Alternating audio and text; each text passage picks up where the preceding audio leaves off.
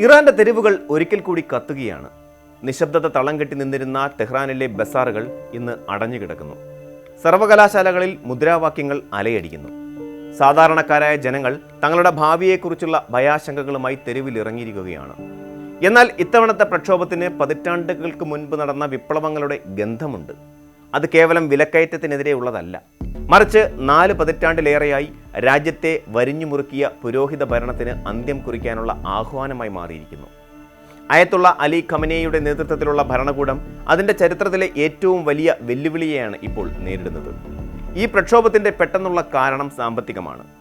ഇറാന്റെ കറൻസിയായ റിയാലിൻ്റെ മൂല്യം തകർന്ന് തരിപ്പണമായതാണ് വ്യാപാരികളെയും സാധാരണക്കാരെയും പ്രകോപിപ്പിച്ചത്. ഒരു $1 1.4 ദശലക്ഷം റിയാൽ എന്ന ഭയാനകമായ നിലയിലേക്ക് മൂല്യം ഇടിഞ്ഞതോടെ ഇറാനിലെ വിപണി സ്തംഭിച്ചു. സാധനങ്ങളുടെ വില കുതിച്ചുയർന്നു. പണപ്പെരുപ്പം 50% കടന്ന് മുന്നേറുമ്പോൾ ഒരു മാസത്തെ ശമ്പളം കൊണ്ട് 10 ദിവസം പോലും തികയ്ക്കാൻ കഴിയാത്ത അവസ്ഥയിലാണ് ശരാശരി ഇറാനിയൻ കുടുംബങ്ങൾ. തങ്ങളുടെ സമ്പാദ്യം കണ്ണടച്ച് തുറക്കുന്ന വേഗതയിൽ ഇല്ലാതാകുന്നത് കണ്ടു നിൽക്കാൻ അവർക്ക് കഴിയില്ലായിരുന്നു. ടെഹ്റാനിലെ പ്രധാന വിപണികൾ അടച്ചുകൊണ്ട് വ്യാപാരികൾ തുടങ്ങിയ പ്രതിഷേധം കാട്ടുതീ പോലെ ഇസ്ഫഹാനിലേക്കും ലോറസ്ഥാനിലേക്കും മറ്റ് പ്രവിശ്യകളിലേക്കും പടർന്നു. എന്നാൽ ഈ സാമ്പത്തിക രോഷം വളരെ വേഗം രാഷ്ട്രീയമായ ഒരു വിപ്ലവമായി പരിണമിച്ചു. മുല്ലമാർ ഇറാൻ വിടുക, ഏകാധിപതി തുലയട്ടെ എന്നീ മുദ്രാവാക്യങ്ങൾ തെരുവുകളിൽ മുഴങ്ങുമ്പോൾ അത് ഭരണകൂടത്തിന് നൽകുന്ന മുന്നറിയിപ്പ് വ്യക്തമാണ്. ജനങ്ങൾ ഇനി മാറ്റം ആഗ്രഹിക്കുന്നത് സാമ്പത്തിക നയങ്ങളിലല്ല, മറിച്ച് ഭരണ സംവിധാനത്തിൽ തന്നെയാണ്. 1979 ഇസ്ലാമിക വിപ്ലവത്തിന് ശേഷം രാജ്യം കണ്ട ഏറ്റവും തീവ്രമായ ഭരണവിരുദ്ധ വികാരമാണ് ഇപ്പോൾ പ്രതിഫലിക്കുന്നത്. പഴയ പൗലവി രാജവംശത്തെ അനുകൂലിക്കുന്ന ജാവീദ് ഷാ എന്ന മുദ്രാവാക്യം വീണ്ടും ഉയരുന്നത് ഇസ്ലാമിക് റിപ്പബ്ലിക്കിന്റെ അടിത്തറ ഇളകുന്നതിന്റെ സൂചനയാണ്. ദശാബ്ദങ്ങളായി അടിച്ചമർത്തപ്പെട്ട ശബ്ദങ്ങൾ ഇപ്പോൾ ഭയമില്ലാതെ അധികാര കേന്ദ്രങ്ങളെ വിറപ്പിക്കുന്നു. ഈ പ്രക്ഷോഭത്തിന്റെ ഗൗരവം വർദ്ധിപ്പിക്കുന്നത് ഇതിന്റെ വ്യാപനമാണ്. ലോറസ്ഥാനിലും ലോർഡേഗാനിലും നടന്ന സംഘർഷങ്ങളിൽ നിരവധി പേർ കൊല്ലപ്പെട്ടു എന്നാണ് പുറത്തുവരുന്ന റിപ്പോർട്ടുകൾ. സുരക്ഷാസേന കണ്ണീർ വാതകവും ലാത്തിച്ചാർജും ചിലയിടങ്ങളിൽ വെടിയുണ്ടയും ഉപയോഗിച്ച് പ്രക്ഷോഭത്തെ നേരിടുമ്പോഴും ജനങ്ങൾ പിന്നോട്ടു പോകുന്നില്ല. സോഷ്യൽ മീഡിയയിൽ പ്രചരിക്കുന്ന ദൃശ്യങ്ങൾ ഇറാനിലെ യുവതലമുറയുടെ നിശ്ചയദാർഢ്യം വ്യക്തമാക്കുന്നു. സർവകലാശാല ക്യാമ്പസുകൾ പ്രതിഷേധത്തിന്റെ പ്രഭവ കേന്ദ്രങ്ങളായി മാറിയിരിക്കുന്നു. ഇത് കേവലം വിശക്കുന്ന വയറുകളുടെ സമരമല്ല, മറിച്ച് സ്വാതന്ത്ര്യം ആഗ്രഹിക്കുന്ന മനസ്സുകളുടെ പോരാട്ടമാണ് എന്ന് ഈ രംഗങ്ങൾ ലോകത്തോട് വിളിച്ചു പറയുകയാണ്. പ്രസിഡന്റ് മസൂദ് പെസഷ്കിയാൻ ഈ പ്രതിസന്ധിയെ നേരിടാൻ സാമ്പത്തിക പരിഷ്കാരങ്ങൾ പ്രഖ്യാപിച്ചിട്ടുണ്ട്.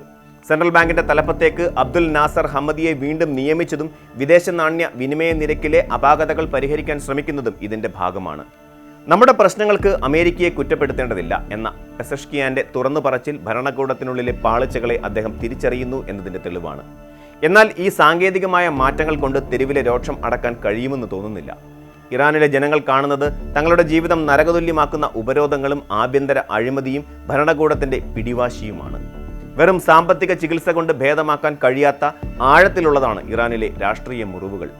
ഭരണകൂടം നേരിടുന്ന മറ്റൊരു വലിയ പ്രതിസന്ധി നേതൃത്വത്തിന്റെ അനിശ്ചിതത്വമാണ്. 80കളിൽ എത്തി നിൽക്കുന്ന സുപ്രീം ലീഡർ അലി ഖമനേയിയുടെ ആരോഗ്യസ്ഥിതിയെക്കുറിച്ചിട്ടുള്ള നിരവധി ഊഹാപോഹങ്ങൾ നിലനിൽക്കുന്നുണ്ട്. അദ്ദേഹം പരസ്യമായി രംഗത്തെത്താത്തത് ഭരണകൂടത്തിനുള്ളിൽ അധികാര വടംവലികൾ നടക്കുന്നുണ്ടെന്ന വാദത്തിന് ബലം നൽകുന്നു. ഖമനേയിയുടെ പിൻഗാമിയായി ആര് വരും എന്ന ചോദ്യം ഇറാൻ രാഷ്ട്രീയത്തെ വല്ലാതെ ഉലയ്ക്കുന്നുണ്ട്. നേരത്തെ പ്രധാന സ്ഥാനാർത്ഥിയായി കരുതപ്പെട്ടിരുന്ന ഇബ്രാഹിം റൈസിയുടെ അപ്രതീക്ഷിത മരണം ഈ വിടവ് വലുതാക്കി. ഖമനേയിയുടെ മകൻ മോജ്താബിയെ പിൻഗാമിയായി കൊണ്ടുവരാനുള്ള നീക്കങ്ങൾ വലിയ ജനരോഷത്തിന് കാരണമായേക്കുമെന്നതിനാൽ ഭരണകൂടം ആ കാര്യത്തിൽ അതീവ ജാഗ്രതയിലാണ്. അന്താരാഷ്ട്ര തലത്തിലും ഇറാന് മേലുള്ള സമ്മർദ്ദം മുറുകുകയാണ്. US-ൽ ഡൊണാൾഡ് ട്രംപിന്റെ തിരിച്ചുവരവ് ഇറാനുമായുള്ള ബന്ധം കൂടുതൽ വഷളാക്കുമെന്ന സൂചനകൾ നൽകുന്നു. ഇറാന്റെ ആണവ പദ്ധതികൾക്ക് നേരെ ഇസ്രായേൽ നടത്തുന്ന ഭീഷണികളും മേഖലയിലെ സംഘർഷങ്ങളും രാജ്യത്തെ കൂടുതൽ ഒറ്റപ്പെടുത്തുന്നു. തങ്ങളുടെ സാമ്പത്തിക സ്രോതസ്സായ എണ്ണ വിൽപ്പന പോലും പ്രതിസന്ധിയിലായതോടെ വിദേശ നാണ്യം കണ്ടെത്താൻ ഇറാൻ പ്രയാസപ്പെടുകയാണ്. പശ്ചിമേഷ്യയിലെ വിവിധ സായുധ ഗ്രൂപ്പുകളെ സഹായിക്കാൻ ഭരണകൂടം പണം ചെലവഴിക്കുമ്പോൾ സ്വന്തം ജനത ദാരിദ്ര്യത്തിൽ കഴിയേണ്ടി വരുന്നത് ജനങ്ങളിൽ വലിയ അമർഷമുണ്ടാക്കുന്നുണ്ട്. കാലാവസ്ഥാ വ്യതിയാനവും ജലക്ഷാമവും വായു മലിനീകരണവും ഇറാനിലെ ജനജീവിതത്തെ മറ്റൊരു വശത്തുകൂടി ശ്വാസം മുട്ടിക്കുന്നു. കൃഷിയിടങ്ങൾ ഉണങ്ങുന്നതും നദികൾ വറ്റുന്നതും ഗ്രാമീണ മേഖലയിൽ നിന്നുള്ള ജനങ്ങളെ വലിയ പ്രതിഷേധങ്ങളിലേക്ക് നയിക്കുന്നു. നഗരങ്ങളിലെ സാമ്പത്തിക പ്രശ്നങ്ങളും ഗ്രാമങ്ങളിലെ പാരിസ്ഥിതിക പ്രശ്നങ്ങളും ഒത്തുചേരുമ്പോൾ അതൊരു വൻ സ്ഫോടനത്തിലേക്കാണ് രാജ്യത്തെ നയിക്കുന്നത്. മുൻകാലങ്ങളിലുണ്ടായ പ്രക്ഷോഭങ്ങളിൽ നിന്ന് വ്യത്യസ്തമായി ഇത്തവണ സമൂഹത്തിന്റെ എല്ലാ തട്ടുകളിലുള്ളവരും ഒരേ ലക്ഷ്യത്തിനായി അണിനിരക്കുന്നു. ഇത് ഖമനേയി ഭരണകൂടത്തെ ശരിക്കും ഭയപ്പെടുത്തുകയാണ്. ഇത്രയേറെ സമ്മർദ്ദങ്ങൾക്കിടയിലും ഇറാന്റെ സുരക്ഷാ സന്നാഹം ഇപ്പോഴും ശക്തമാണ്. റവല്യൂഷണറി ഗാർഡും ബസിജ് പോലീസും ഏത് പ്രക്ഷോഭത്തെയും അടിച്ചമർത്താൻ സജ്ജമായി നിൽക്കുന്നു. എന്നാൽ തോക്കുകൾക്കും ലാത്തികൾക്കും എത്രകാലം ഒരു ജനതയുടെ ആഗ്രഹങ്ങളെ തടഞ്ഞു നിർത്താൻ കഴിയും എന്ന ചോദ്യം ബാക്കിയാണ്. ഭയം എന്നത് ഒരു പരിധിവരെ മാത്രമേ പ്രവർത്തിക്കൂ. ആ പരിധി കടന്നു കഴിഞ്ഞാൽ ജനങ്ങൾ ഭരണകൂടത്തെ പോലും ഭയപ്പെടാതെ തെരുവിലിറങ്ങും. ഇറാൻ ഇപ്പോൾ ആ ഒരു ഘട്ടത്തിലാണ്. മസഹ അമിനിയുടെ മരണത്തിന് ശേഷം രൂപപ്പെട്ട സ്ത്രീ, ജീവിതം, സ്വാതന്ത്ര്യം എന്ന മുന്നേറ്റം ഇറാനിയൻ സമൂഹത്തിൽ വലിയ മാറ്റങ്ങൾ വരുത്തിയിട്ടുണ്ട്.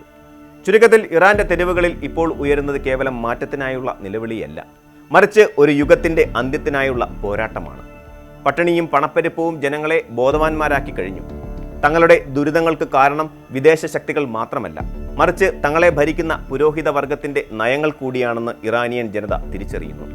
ഖമനേയി ഭരണകൂടം ഈ പ്രക്ഷോഭത്തെ അടിച്ചമർത്തിയേക്കാം. പക്ഷേ ജനങ്ങളുടെ മനസ്സിൽ കത്തുന്ന ഈ കനലുകൾ അണയ്ക്കാൻ അവർക്ക് കഴിയില്ല.